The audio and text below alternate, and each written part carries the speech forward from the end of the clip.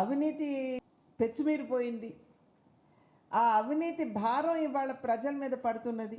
మనందరికీ తెలుసు కరెంటు విద్యుత్ ఛార్జీలు ఏ విధంగా పెంచారో, మరి చెత్త మీద పన్నులు ఏ రకంగా వేశారో, గ్రామీణ ప్రాంతాల్లో అయితే అసలు రోడ్ల పరిస్థితి ఎంత అధ్వాన్నంగా ఉన్నదో మనందరికీ తెలియనటువంటి విషయం కాదు. కేంద్రం ఇవాళ 22 లక్షల ఇళ్ళు రాష్ట్రానికి ఇస్తే, అంతకు ముందు ఉన్నటువంటి ప్రభుత్వం కట్టినటువంటి 3 లక్షల టిడ్కో ఇళ్ళు కూడా పంచలేనటువంటి పరిస్థితిలో ఇవాళ ఈ రాష్ట్ర ప్రభుత్వం ఉంది, ప్రస్తుత అధికారంలో ఉన్నటువంటి వైఎస్ఆర్సీపీ ప్రభుత్వం.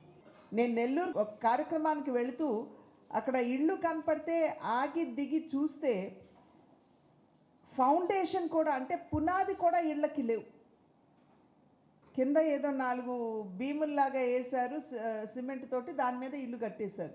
ఆ కింద చేయి పెడితే ఇటువైపు నుండి అటువైపుకి చేయి కూడా వచ్చేటువంటి మనకు కనపడేటువంటి పరిస్థితి